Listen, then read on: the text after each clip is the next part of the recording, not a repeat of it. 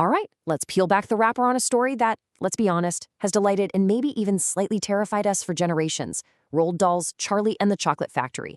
It's this incredible world of pure imagination for sure, but it's also got this surprisingly sharp moral edge. The biggest prize? Well, it doesn't go to the richest kid or the loudest one, but to the person you'd absolutely least expect. So, where does this whole thing begin? Not with magic, actually, but with poverty. This is our hero, Charlie Bucket. He's a really kind and loving boy, but his entire world is basically just a cold, tiny house, his family, and, the constant smell of watery cabbage soup. And literally just down the street from Charlie's grim reality is the complete and total opposite, Willy Wonka's factory. It's this place of myth and legend, just churning out the most amazing sweets you can imagine, but it's been locked away from the world for years. It's such a stark contrast, right? It's like two different universes existing side by side. But then, one day, the gates to that magical place are basically thrown open, well, metaphorically anyway. The super reclusive genius Willy Wonka himself makes this announcement that sends the entire planet into a crazy candy-fueled frenzy. 5. That's the number. The magic number. 5 golden tickets have been hidden inside 5 ordinary Wonka bars, and they're scattered all across the globe. And the prize? A personal tour of the secret factory and a lifetime supply of chocolate. The whole world just goes completely mad trying to find them. So who are the lucky winners? Well, they're quite a group. First, there's Augustus Gloop, whose entire life is just about eating. Then you've got Veruca Salt, a spoiled brat who gets anything she screams for. Next is Violet Bjorgard, the super competitive gum chewer. And finally, Mike's TV, who'd much rather live inside a TV than in the real world. You kind of start to see a pattern emerging here, don't you? Okay, so 4 tickets are gone. The odds are just astronomically small. I mean, for a kid like Charlie, who only gets 1 single chocolate bar a year for his birthday, the dream seems, well, impossible. What hope does he really have against people who can buy thousands of candy bars at a time? But then, a miracle. A total miracle. $1 found in the snow. A desperate hope for just 1 more chocolate bar. And there it is, that shimmering, beautiful, 5th and final golden ticket. Charlie Bucket is going to the factory.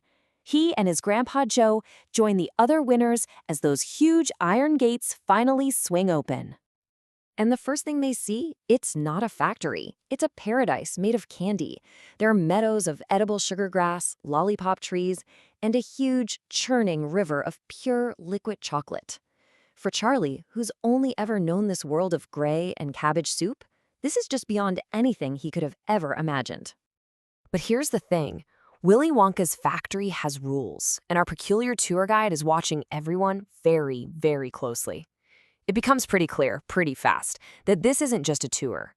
No, it's a test of character. And one by one, the children start to fail.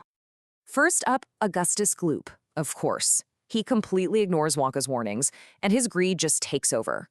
He tries to drink right from the chocolate river, falls in, and gets sucked up a giant pipe. And that's 1 down. So, who's next? Violet Beauregarde. She snatches this experimental piece of gum. It's supposed to be a 3-course meal in 1 stick.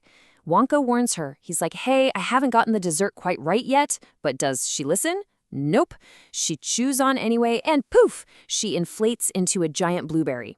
And that's 2 down. Then we've got Veruca Salt.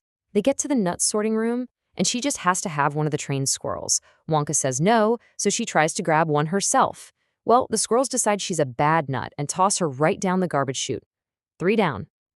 And finally, Mike TV. He's fascinated by this invention that can teleport chocolate through television. So what does he do? He decides to teleport himself. The crazy thing is, it works, but it shrinks him down to be pocket-sized. And then there was one. So through all of this absolute chaos, all the temptation, only one child is left standing. Charlie Bucket.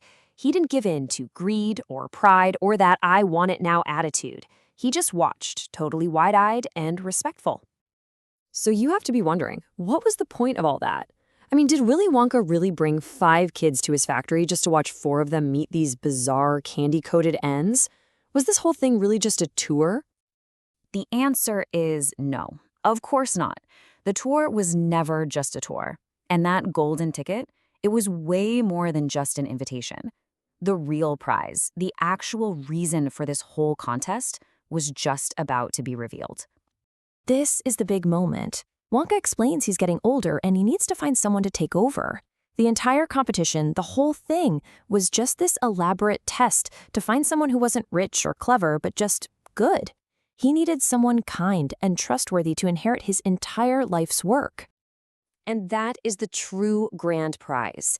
It wasn't a lifetime supply of chocolate. It was the factory itself, the whole shebang. Willy Wonka gives the entire magical kingdom to Charlie Bucket, the boy from the tiny cold house. He and his family will never be hungry again. When you boil it all down, the story is a pretty clear morality tale, isn't it? Greed, entitlement, pride, obsession, they all lead to a pretty bad end. But in the end, it's Charlie's humility and his simple kindness that get rewarded with the keys to the kingdom. And all of that leaves us with the man himself, Willy Wonka. So what do we make of him? Is he a mad genius? A kind of cruel moralist? Or is he just the ultimate architect of a perfect fairy tale ending? You know, maybe he's all of those things at once. And maybe that's what makes this story so fascinating, even after all these years.